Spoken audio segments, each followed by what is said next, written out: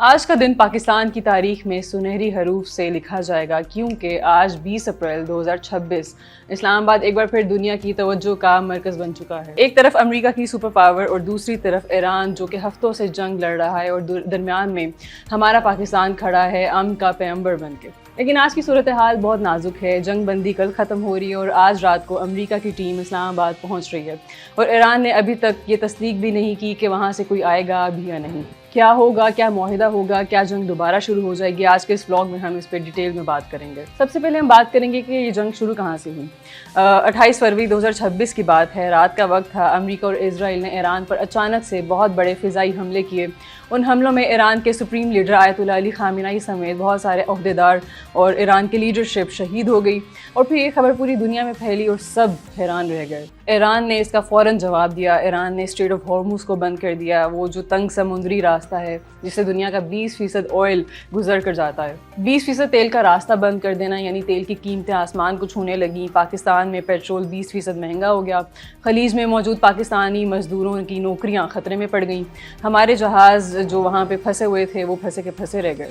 ادھر پاکستان میں بھی ہنگامہ ہو گیا۔ کراچی، لاہور اور اسلام آباد، پشاور جیسے شہروں میں احتجاج ہوئے۔ کراچی میں امریکی کونسل میں جو احتجاج کر رہے تھے لوگ، ان کے اوپر حملہ ہوا، وہ شہید ہو گئے، اور حکومت کے لیے یہ صورتحال بہت زیادہ مشکل ہو گئی۔ لیکن پھر بھی پاکستان نے ایک بہت مشکل راستہ چنا، نہ امریکہ کا ساتھ دیا نہ ایران کا ساتھ دیا، بلکہ امن کا راستہ چنا، اور یہی فیصلہ آگے چل کر تاریخ بدلنے والا ثابت ہوگا۔ اب یہاں پہ لوگ سوال کرتے ہیں کہ پاکستان کو یہ کردار کیسے ملا، ثالثی کرانے کا موقع پاکستان کو کیسے ملا۔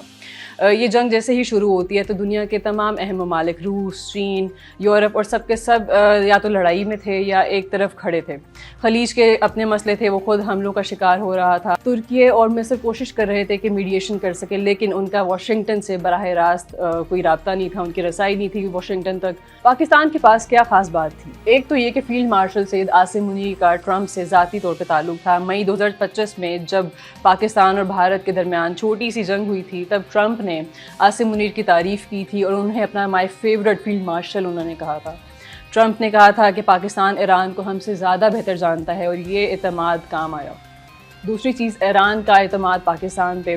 ایران کو پتہ تھا کہ پاکستان امریکہ کا اعلی کار نہیں بن سکتا، کیونکہ پاکستان کی اپنی سرحد ایران سے ملتی ہے، اور پاکستان میں کروڑوں لوگ ایران کے حمایتی ہیں اور ایران سے عقیدت رکھتے ہیں۔ پاکستان کا خود جو تیل ہے وہ اسٹریٹ آف ہارموز سے آتا ہے، یعنی پاکستان کبھی بھی ایک سائیڈ نہیں لے سکتا، بلکہ پاکستان نیوٹرل رہے گا۔ تیسری بات ہے کہ پاکستان اور سعودی عربیہ کا ڈیفنس پیکٹ سائن ہوا ہے، اور پاکستان کا اور سعودی عربیہ کے ساتھ باضابطہ دفاعی معاہدہ ہے، یعنی پاکستان دونوں طرف سے جڑا ہوا ہے، مسلم دنیا سے بھی اور مغرب سے بھی۔ 23 مارچ کو پاکستان نے باضابطہ طور پر مذاکرات کروانے کی پیشکش کی۔ وزیر اعظم شہباز شریف نے ایکس پر لکھا اور براہ راست ٹرمپ اور ایران کے وزرائے خارجہ کو ٹیگ کیا انہوں نے۔ جب ٹرمپ نے خود کہا کہ پاکستان کی درخواست پر جنگ بندی ہو رہی ہے، تب پوری دنیا حیران رہ گئی۔ ایران کے وزیر خارجہ عباس اراغچی نے جب لکھا کہ وزیر اعظم شہباز شریف اور فیلڈ مارشل عاصم منیر کی انتھک کوششوں اور محنت کی وجہ سے ایران نے جنگ بندی قبول کر لی ہے، اور یہ وہ جملہ تھا جس نے پاکستان کو دنیا کے سفارتی سطح پر ایک نئی اونچائی پر پہنچا دیا تھا۔ اب آتے ہیں 11 اپریل 2026 پہ۔ یہ وہ دن تھا جب اسلام آباد نے پوری دنیا کی توجہ اپنی طرف کھینچ لی تھی۔ اسلام آباد میں 10,000 سے زیادہ پولیس اور سینکڑوں اہلکار تعینات تھے۔ سرینا ہوٹل جو کہ ریڈ زون میں ہے، مکمل طور پر خالی کروا دیا گیا تھا، اور شہر میں پبلک ہالیڈے تھی، سکولز بند تھے، آفیسز بند تھے۔ پوری دنیا کے جو صحافی تھے وہ اسلام آباد میں موجود تھے۔ اگر ہم امریکہ کی ڈیلیگیشن کی بات کریں تو امریکہ کی طرف سے vice president J D Vance یہاں پہ موجود تھے، جیریڈ کشنر تھے، اسٹیو وٹکاف یہاں پہ موجود تھے، اور ان کے ساتھ 300 افراد کی ٹیم ان کے ساتھ پاکستان میں آئی تھی۔ اگر ہم ایران کی بات کریں تو ایران کے وزیر خارجہ عباس اراغچی، اسپیکر پارلیمنٹ غالباف یہاں پہ موجود تھے 70 افراد کے ساتھ، اور پاکستان کی ٹیم میں وزیر اعظم شہباز شریف، فیلڈ مارشل عاصم منیر اور اسحاق ڈار صاحب موجود تھے۔ پھر شروع ہوئی وہ تاریخی بیٹھک جو مسلسل 21 گھنٹے تک جاری رہی۔ 3 دور اس میں شامل تھے۔ پہلا بالواسطہ ہوا، اور دوسرا جو تھا وہ آمنے سامنے تھا۔ 1979 کے بعد یہ پہلا موقع تھا جب امریکہ اور ایران اس سطح پر بیٹھے تھے۔ لیکن اگر اس کے نتیجے کی بات کریں تو کوئی معاہدہ نہیں ہو سکا۔ امریکہ کا مطالبہ یہ تھا کہ ایران اپنی نیوکلیر پروگرام کو مکمل طور پر ختم کر دے، اسٹریٹ آف ہارمز کو کھولے اور مسل پروگرام کو لمٹ کر دے۔ ایران کا کہنا تھا کہ سب سے پہلے جو امریکہ نے نیول بلاکیڈ کی ہوئی ہے اس کو ختم کرے اور جنگی ہرجانہ ایران کو دے، سیکیورٹی کی ضمانت دے۔ پھر ایران کے وزیر خارجہ عباس اراغچی نے ایکس پہ لکھا کہ ہم معاہدے سے بہت قریب تھے لیکن امریکہ نے گول پوسٹ کر دیا۔ اور پھر 13 اپریل کو ٹرمپ نے ایران پر نیول بلاکیڈ لگا دی اور ایران کی بندرگاہوں سے آنے جانے والے تمام جہاز روک دیے گئے۔ یہ صورتحال اور بھی گمبھیر ہو گئی۔ 16 اپریل کو فیلڈ مارشل عاصم منیر خود تہران پہنچے، واشنگٹن کا ایک نیا پیغام لے کر۔ ایران کے وزیر خارجہ نے انہیں خوش آمدید کہا اور پاکستان کی مہمان نوازی کا انہوں نے شکریہ بھی ادا کیا۔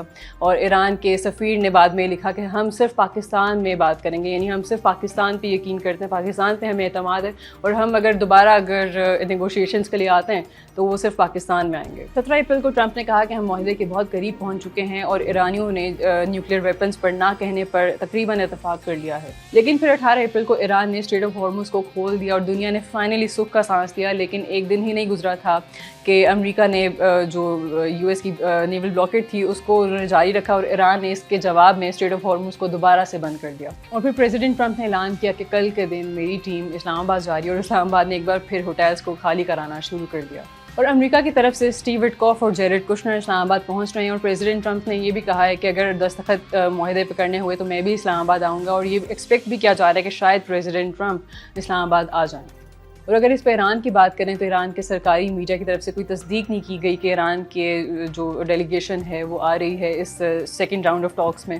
لیکن پھر بھی ایران کے ذرائع نے CNN کو بتایا ہے کہ وفد منگل کو اسلام آباد پہنچ سکتا ہے۔ اگر ہم اسلام آباد کی بات کریں تو سرینا ہوٹل، میریٹ ہوٹل دونوں کو خالی کرا دیا ہے۔ اسلام آباد مکمل طور پہ تیار ہے اور اسکولز کو بند کر دیا، دفاتر کو بند کر دیا ہے تاکہ سیکنڈ راؤنڈ آف ٹاکس ہو سکے۔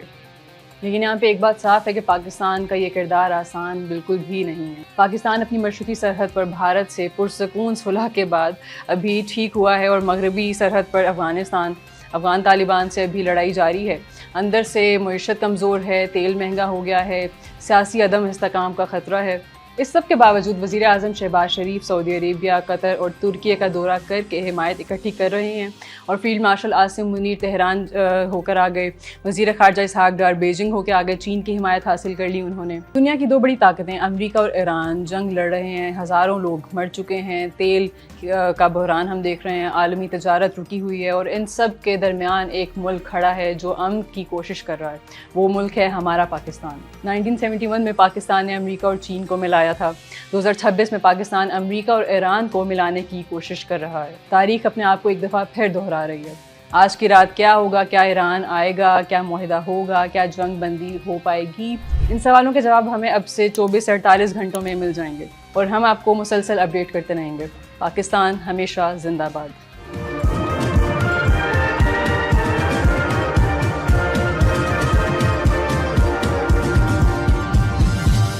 You are watching Apna Watan.